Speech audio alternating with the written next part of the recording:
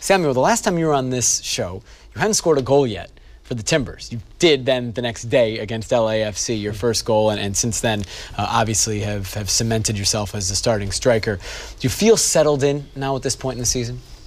Yeah, absolutely. It's been a while now. I've had the time to get everything together, and obviously my mind and the focus is all there. Especially since, as a striker, you have this feeling where you're just looking for that first hit, that first goal. And I've always felt that in every season. Once I get my first one, they all keep on rolling in. So it's been a good one.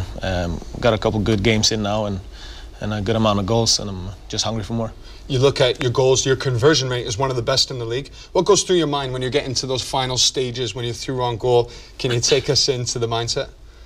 Well, it's something I'd had to adjust with time. As in a younger stage in my career, I was more about the fancy, and now, obviously, getting older and understanding the game better and the mentality of just wanting to help your team and win is more of try to eliminate seeing the goalkeeper.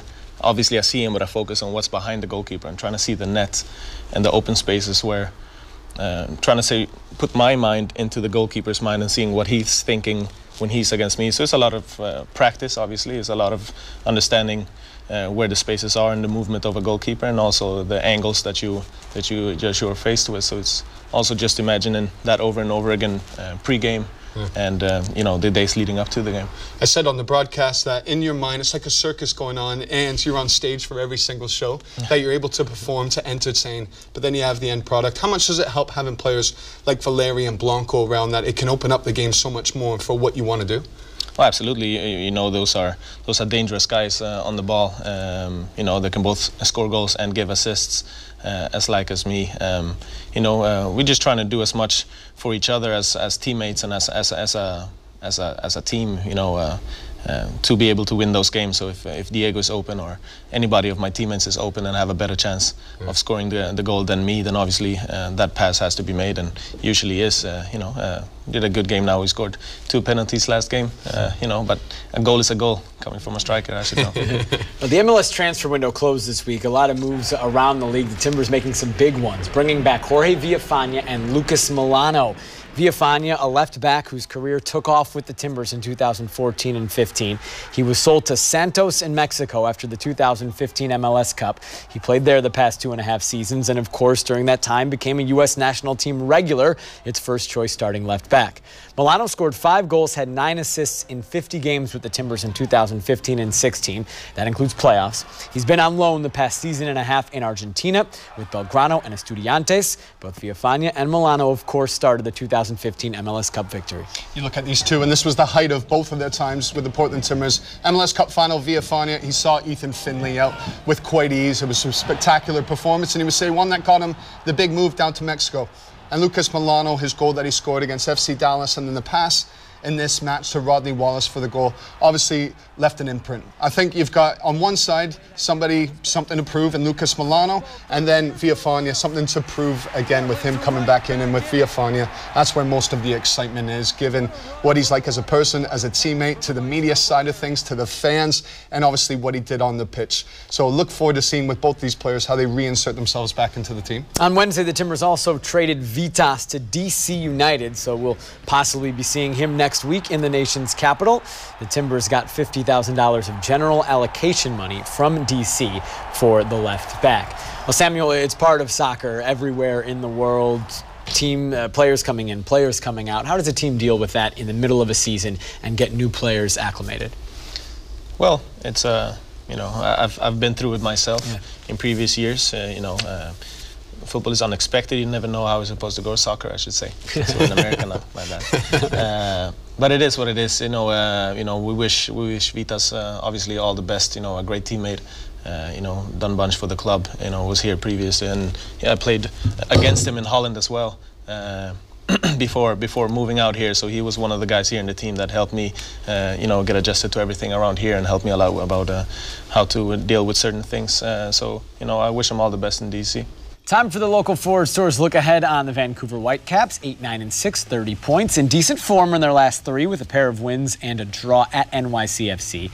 They gave up a lot of goals, 46 so far, tied for most in the West. Their negative 10 goal differential is also tied for worst in the conference. Big story for them this year is that they've sold 17-year-old Alphonso Davies to Bayern Munich for an MLS record transfer fee. Could go over $20 million. But Davies will stay with Vancouver for the rest of the season before joining Bayern for 2019.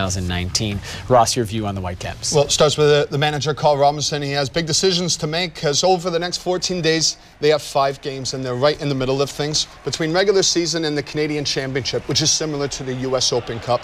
And so with Vancouver having played Wednesday night against Toronto FC, just wondering how many big names we're going to see in this match at the weekend. And it doesn't get any bigger than this. You already mentioned him, Alphonso Davies. He'll be heading off to Bayern Munich for a big money transfer, the MLS records. This guy is worth the price of admission. 17 years old, he scores goals, he's quick on the ball, is absolutely frightening, particularly when he combines with this man, Kai Kamara, who Timbers supporters will know all about from his Columbus Crew days. Whenever Davies is getting on the ball, Kamara does a nice job of just getting in between the sticks, and even at 33 years old, 9 goals so far this year, he is still producing for this team. And so you got those two up at the front, nice balance at the back. Kendall Waston's coming back from the World Cup with Costa Rica. He remains the leader. And I just feel with him and Daniil Henry, who actually had a nightmare just the other night with his own goal, those two actually make up one of the better centre-back partnerships in the team. So on their day, with all their strength on the pitch, they are something to worry about, but we have to wait and see what Carl Robinson puts out. Samuel, I talk about more the centre-backs here. When you're looking for your space on the pitch, do you look at what type of centre-back you're going up against depending on where you want to go and make those defenders feel uncomfortable? Yes, obviously. We make our our research before we play the games. Obviously, we have a great staff that takes care of that, and they give us good footage to look at, and from previous games, etc., what their strengths and weaknesses are.